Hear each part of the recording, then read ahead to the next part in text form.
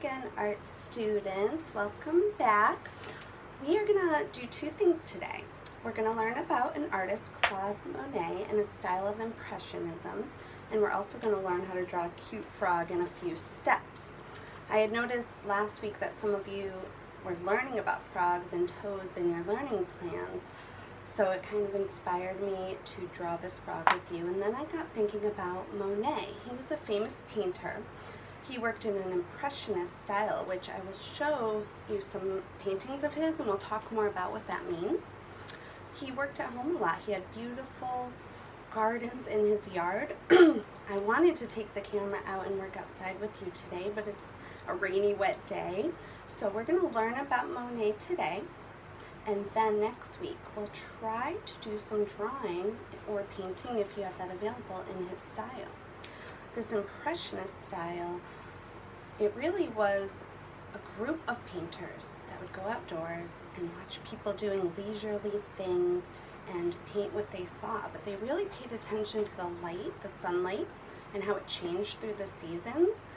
Some other artists that we have already studied in school was Edgar Degas. Remember when we were studying figure drawing, we looked at his paintings. He liked to study the movement and watching ballet dancers in action. So a lot of these painters would watch people doing everyday things, or, like Monet, paint beautiful landscapes in his yard. So let's look a little more into Impressionism now through some of Monet's work. Monet liked to paint fast and outdoors so he could capture the changing effects of light and weather. Compared to many other artists, his pictures are like quick impressions, which made art critics call this style Impressionism. Oscar Claude Monet was born in France on November 14, 1840. His dad was a grocer. Claude didn't like school much. In grade school, he started doing funny drawings of his teachers and selling them to his classmates. When Claude was 18, he went to Paris to study painting, even though his dad was against it. But Claude didn't like art school so much.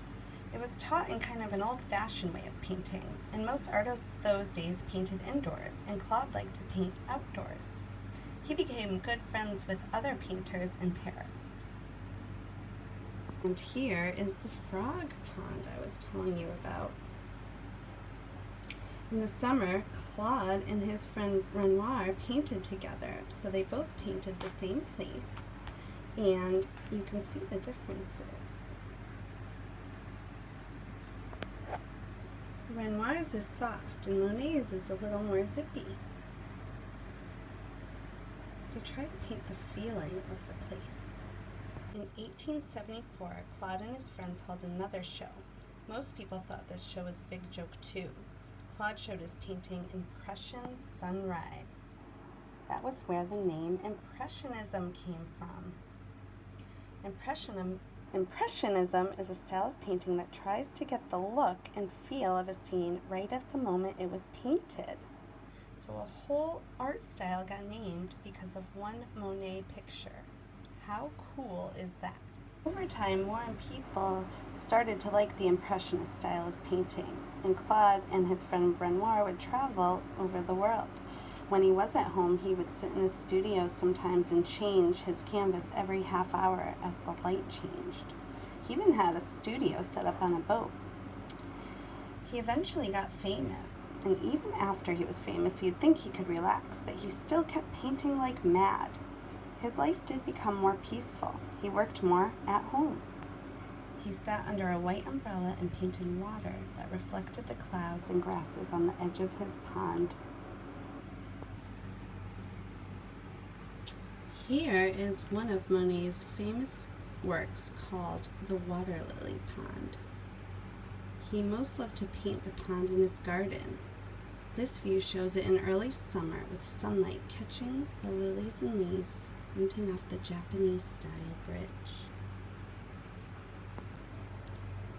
By his 83rd birthday, Claude had finished 22 giant paintings of water lilies. Now they are in museums. If you want to learn more about Claude Monet, I will post a link so that you can read through the whole book here, as well as other links out more about this artist. Hi again, artists. I hope you enjoyed learning about Monet. I forgot to mention before, I actually wore this jacket today because it really reminds me of a Monet painting. So now we're going to draw the frog, and I'll just show you the steps. You can follow along with me, or you can use the picture I provided. I took a picture of the worksheet I had and posted it for you, so that might be easier, or if you want to try it again later. I have already practiced the frog in my sketch pad. I recommend pencil first. I'm going to use marker just so hopefully you can see a little better on the screen. So the first step to the frog, and you want to think about how big you want it too. So if you draw it small, you'll have more room for a background. I actually practice doing an impressionist background for this one. You can also make it bigger if you want it to fill up more of the page like this one. So just think about that. You're either going to start drawing it small if you want a little one, or you can go a little bigger. But it's always best to kind of start on the smaller size in case your paper isn't as large. So you're going to start with kind of a oval football shape, like an oval with two pointy sides. That's step number one. Then you're going to add a fat body. And I know some of you were learning about the difference of frogs and toads. And if I remember correctly, toads have more bumpy skin and things like that. So there are differences. I think this will be a frog.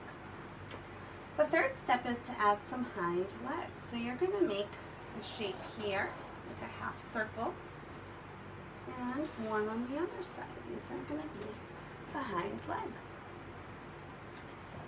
The fourth step is the front legs. So watch how I do this. Hopefully you can see okay. You're going to make a line that curves down like this. So a straight line and a straight line. And you're going to do the same on this side. So it goes out towards the edge of the paper and then down. Out towards the edge of the paper and then down. And those are the front legs. The next step is to add the eyes, mouth, and toes. And I like the eyes because they really remind me of Kermit the Frog. So again, two half circles up here. Maybe you make another one to color in. You make the eyes bold. Again, if you're using pencil, this will help show some of the darker and lighter parts. For the mouth, you're just going to make one curved line from one side of the shape to the other. There's your mouth. And then the toes are kind of fun. So I like to use these long. I think there's three on each. So 1, 2, 3, kind of like long ovals. 1, 2, and 3. Then you're going to add some over here. 1, 2, 3. And you know, I wish I had used pencil because I would like to make my toes a little bigger.